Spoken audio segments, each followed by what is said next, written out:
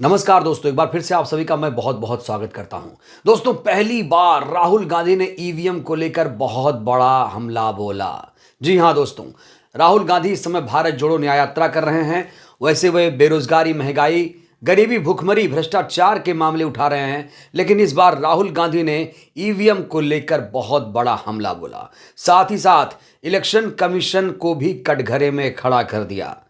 दोस्तों, आपको बता दूं कि इस समय पूरा देश ईवीएम को हटाने की मांग कर रहा है, लेकिन सुप्रीम कोर्ट ईवीएम के मामले को सुनने को तैयार नहीं है।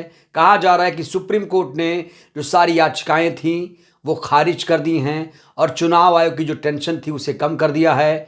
जबकि अगर ईवीएम पर सुनवाई होती तो जाहिर तौर पर सरकार भी टेंशन में आती और इलेक्शन कमीशन भी टेंशन में आता। इस बीच राहुल गांधी का एक बयान ईवीएम को लेकर काफी वायरल है। सबसे पहले राहुल गांधी का आप ये बयान सुनिए। ईवीएम हटाओ कि ईवीएम में कमी है।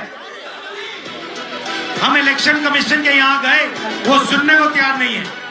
तो राहुल कह रहे हैं ईवीएम हटाओ, ईवीएम में कमी है। और साफ तौर पर राहुल गांधी को आपने सुना, राहुल गांधी कह रहे हैं कि मैं इलेक्शन कमीशन से दरख्वास्त कर रहा हूं। लगातार इलेक्शन कमीशन के पास हम लोग जा रहे हैं। हमने इलेक्शन कमीशन से मिलने के लिए वक्त मांगा, लेकिन इलेक्शन कमीशन जो है हमारी बातें नहीं सुन रहा है। तो दोस्तों, देश की सबसे बड़ी विपक्षी पार्टी को इलेक्शन कमीशन सुनने को तैयार नहीं है और राहुल गांधी इस समय ईवीएम को लेकर सवाल खड़े कर रहे हैं। भारत जोड़ो यात्रा जब चल रही थी, भारत जोड़ो न्याय यात्रा, उस दौरान ईवीएम का मुद्दा काफी गर्म रहा।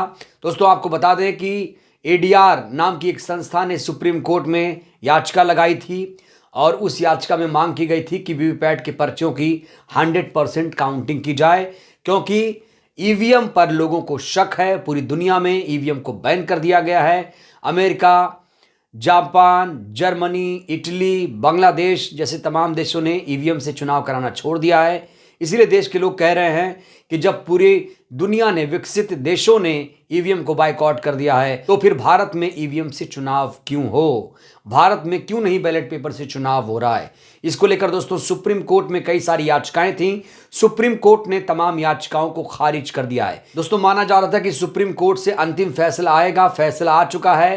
कहा जा रहा था कि आखिरी रास्ता यहां से कुछ निकलेगा, यहां से बैलेट की बहाली होगी। लेकिन फिलहाल जो लोग चाह रहे थे कि बैलेट की बहाली हो जाएगी, बैलेट से चुनाव होगा, फिलहाल दोस्तों ये नज़र नहीं आ रहा है। फिलहाल जो उम्मीद है बहुत कम है, क्योंकि जो याचिकाएं थी सुप्रीम कोर्ट ने उसे खारिज कर दी हैं और ईवीएम से ही चुनाव होगा। ये जान लीजिए, याचिकाएं खारिज करने का अर्थ क्या है? ईवीएम से ही चुनाव होगा। अब जाहिर तौर पर राहुल गांधी इलेक्शन कमीशन से मिलने के लिए वक्त मांग रहे हैं। अब राहुल गांधी को इलेक्शन कमीशन कब सुनेगा, सुनेगा, कितना तवज्जो देगा, ये तो बहुत बड़ा सवाल है। दोस्तों, चुनाव सर पर आ चुका है और ईवीएम का मुद्दा, जिससे देश के लोगों को काफ़ी उम्मीदें थी, अब कहीं ना कहीं वो लोग जो ईवीएम हटाने की बात कर रहे थे उनकी उम्मीदें टूटी हैं और जो लोग कहीं ना कहीं ईवीएम को चाह रहे थे उनको एक बड़ी राहत मिली है, जिसमें से सरकार है, चुनाव आयोग है। तो सरकार इस समय जो बीजेपी है खास तौर से, वो 400 पार का नारा दे चुकी है। अब ईवीएम से ही चुनाव होगा। दोस्तों, विपक्षी पार्टियां कह रही हैं कि 400 पार का नारा इसीलिए दिया गया है क्योंकि चुनाव ईवीएम से हो रहा है। ईवीएम अगर हट जाता तो फिर ये पार्टी जो है 400 पार का नारा नहीं दे पाती, इसकी सांसें उखड़ जाती। तो दोस्तों, चुनाव, बहरहाल फैसला भी आ गया है कि चुनाव ईवीएम से होगा। इधर राहुल गांधी इलेक्शन कमीशन से मिलने के लिए वक्त मांग रहे हैं। क्या फिर से कोई याचिका डाली जाएगी और क्या फिर से ईवीएम की लड़ाई नए सिरे से शुरू होगी? ये दोस्तों बहुत बड़ा सवाल है। दोस्तों, जिस तरीके से सुप्रीम कोर्ट ने ईवीएम के मामले को लेकर सुनवाई की है, जो याचिकाएं खारिज की है, उसको लेकर आप क्या कहेंगे? राहुल गांधी ने ईवीएम को लेकर पहली बार बोला, इसको लेकर आप क्या कहेंगे? क्या राहुल गांधी को इसको लेकर और ज़्यादा सक्रिय होना चाहिए? क्या इसको लेकर कांग्रेस पार्टी समेत तमाम पार्टियों को आंदोलन करना चाहिए? दोस्तों, अपनी प्रतिक्रिया आप लोग जरूर दीजिए। बहुत बहुत शुक्रिया, धन्यवाद।